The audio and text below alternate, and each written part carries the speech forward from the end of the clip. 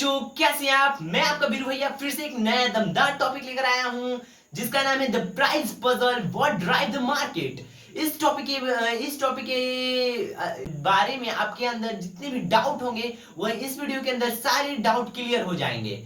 तो इस वीडियो को पहले शुरू करने से पहले अगर चैनल पे नए हैं तो लाइक सब्सक्राइब करना मत भूलिएगा। चलिए दोस्तों शुरू करते हैं। इस वीडियो के अंदर हम लोग पूरी चीज पढ़ेंगे। डिमांड, सप्लाई और जितने भी इक्विलिब्रियम्स मार्केट जितने भी सारे होते हैं सबका कॉन्सेप्ट को क्लियर करने जा रहे हैं। तो पहला है डिमांड। पहला टॉपिक क्या है? डिमांड। डिमांड जो होता है वह किसी भी, मान के चले कोई एक आदमी है, उसका जितना भी विलिंग्स एंड द परचेजिंग पावर्स होते हैं वो उसी को देखते हुए उसी जो कितना खरीद सकता है, कितना एबल से खरीदने के लिए, उसी को कहते हैं डिमांड। जैसे में देखिए, अगर आप दुकान गए तो वहां पे देखते हैं कि बहुत सारे, अगर एक आपका कोई चॉइस है तो उसपे बहुत सारे डिमांड है, मींस बहुत सारे वहां पे भीड़ लगे रहते हैं अगर एक ही सामान को खरीदने के लिए। जैसे एक पेन है, उसपे कितना बच्चों लोग, स्टूडेंट लोग ज्यादातर खरीदते हैं। चलिए अब समझते हैं। दूसरा टॉपिक है लॉज ऑफ डिमांड। डिमांड के अंदर है उसका, डिमांड का लॉज क्या क्या है? डिमांड का यही लॉज है कि किसी भी प्रोडक्ट का अगर प्राइस कमता है तो उसका डिमांड इंक्रीज हो जाता है। अगर किसी भी प्रोडक्ट का अगर प्राइस मींस इंक्रीज होता है तो उसका डिमांड वही लो हो जाता है। तो यही इसका लॉज ऑफ डिमांड है। चलिए आपको ये क्लियर जो जरूर ही हो गया होगा। अब दूसरा है इंडिविजुअल डिमांड। इंडिविजुअल डिमांड्स मतलब सपोज अगर आप मानिए आप आम खरीदने जा रहे हैं, तो वहां पे आम खरीदने जा रहे हैं तो वहां पे अलग अलग वैरायटीज के आम है, तो वहां पे सभी लोग तो आप तो उसका दाम तो अलग ही लगाएंगे। मीन्स एक आम है तो आप बोलिए कि नहीं भैया मुझे 50 के आम चाहिए, ऐसे तो आपने जरूर बोलेंगे।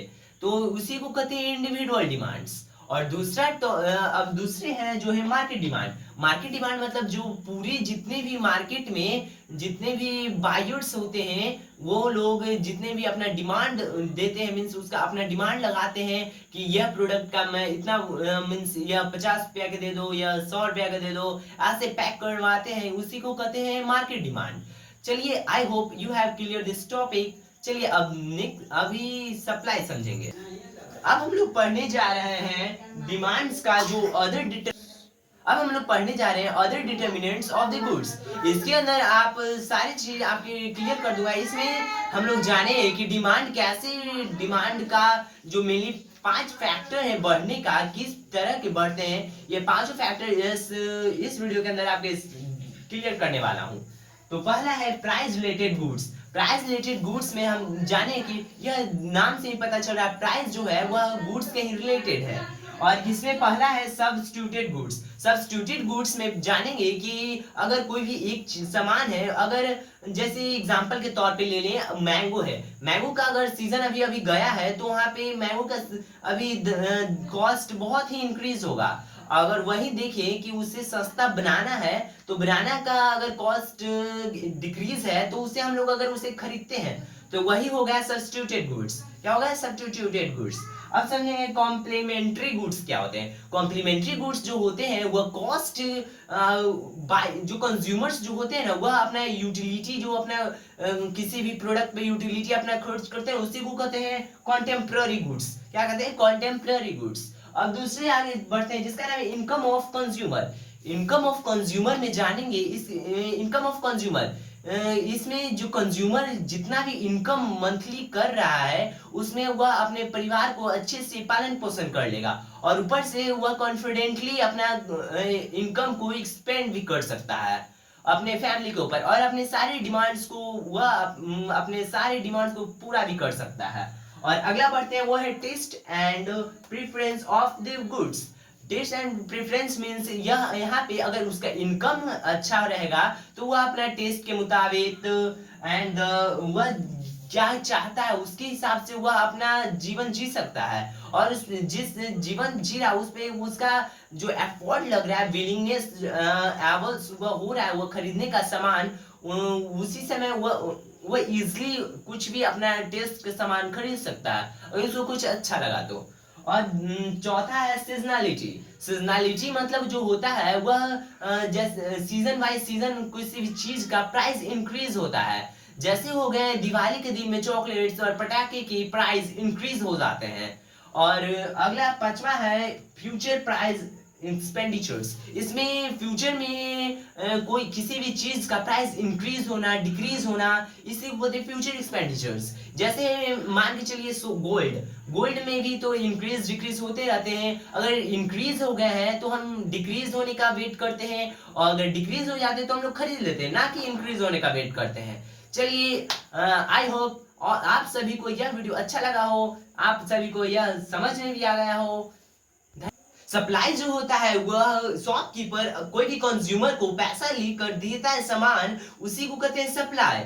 जैसे में आप कभी शॉपकीपर आप कभी शॉप तो गए ही होंगे, वहां से अगर आप पेन खरीदते होंगे तो वहां पे पहले आप पैसा देते पे करते होंगे, फिर वह शॉपकीपर के पास पेन होता है तो वह दे देता है आपको, उसी को कहते हैं सप्लाई। अब हम लोग समझने जा रहे हैं लॉज ऑफ सप्लाई क्या है, मतलब सप्लाईज के भी लॉज होते हैं, यह आखिर होते क्या है। लॉज ऑफ सप्लाई जो होते हैं, अगर प्राइस इंक्रीज होते हैं तो अगर प्राइस किसी भी प्रोडक्ट का इंक्रीज हो गया तो सप्लाई ऑटोमेटिकली बहुत ही ज्यादा हो जाएगा। अगर सप्लाई ही कम हो गए तो प्राइस बहुत ज्यादा हो जाएगा। प्राइस इंक्रीज होता है तो सप्लाई कम होता है, और प्राइस कम होता है तो सप्लाई ज्यादा होता है। आपको यह क्लियर ही हो गया लॉज ऑफ सप्लाई आखिर होता क्या है। चलिए अब दूसरी टॉपिक के आगे बढ़ते हैं। सप्लाई के अंदर ही है मार्केट सप्लाई। मार्केट सप्लाई जो होता है उसमें मार्केट सप्लाई मीन्स जितने भी आपने मार्केट गए होंगे तो आपने देखा होगा जितने भी वेंडर्स जो होते हैं वह अपना सामान कहीं से खरीदते होंगे, उसी जगह को से खरीदते हैं, वहां पे भी बहुत सारे सप्लाईज होते हैं, इसी को कहते हैं market supply. Means the sum of total supplies that come together in the market places such as is called the market supplies। चलिए आपको यह क्लियर हो गया। अब अगले टॉपिक के आगे बढ़ते हैं। चलिए अब हम लोग समझते हैं सप्लाईज का डिटरमिनेंट्स क्या है, मतलब सप्लाईज कैसे इंक्रीज होते कैसे डिक्रीज होते हैं। अब हम लोग आपको एक्सप्लेन करने जा रहे हैं। जो पहला है प्राइस रिलेटेड गुड्स, मीन्स जो प्राइस होता है वह रिलेट होता है गुड्स से। अगर आप एग्जांपल के तौर पे लें तो एक फार्मर से जो कि दो क्रॉप्स चुनता है, जो कि एक व्हीट है और एक पर्ल्स है। अगर व्हीट का मार्केट में प्राइस कम है तो वह जनरली पर्ल्स को ही लेना पसंद करेंगे, पर्ल्स को ही ग्रो करेंगे वह प्रॉफिट के लिए, क्योंकि सभी फार्मर्स तो ऐसे ही करेंगे। अगर सभी लोग फार्मर ऐसे ही देखने लगे तो पर्ल्स का जो सप्लाई होता है वो ज्यादा हो जाएगा और उसका प्राइस कम हो जाएगा। वही देखे तो वीट का सप्लाई कम हो जाएगा और उसका प्राइस ज्यादा हो जाएगा। चलिए आपको यह क्लियर हो गया होगा। अब दूसरा की ओर बढ़ते हैं जो कि number of seller in the market, मतलब जितने भी नंबर ऑफ द सेलर्स होते हैं, मींस आप मार्केट गए होंगे तो आप देखते होंगे कि बहुत सारे जो सेलर्स होते हैं, मींस बहुत सारे वेंडर्स जितने भी दुकानदार होते हैं वह लोग सप्लाई में कहीं से उसके यहाँ सप्लाई जाता है और वो लोग सप्लाई भी बहुत सारे करते हैं। जैसे एग्जाम्पल के तौर पे ले तो मैंगो का भी सप्लाई बहुत ज्यादा ही होता है।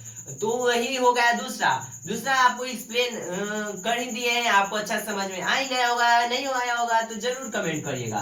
तीसरा है टेक्नोलॉजी। आपने देखा ही होगा जो फार्मर्स लोग होते हैं वह बहुत सारे फार्मर्स ड्रिप इरिगेशन करते हैं जिनसे उनका क्रॉप्स बहुत ही हाईली फर्टाइल्स बहुत ही अच्छा क्रॉप्स ग्रो होता है, जिससे क्रॉप्स का सप्लाई बहुत ज्यादा बढ़ जाएगा।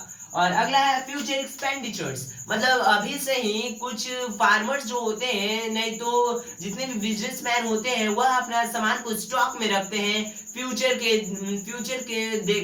एक्सपेक्टेशंस के लिए। धन्यवाद, आपको इतना तक समझ में आए।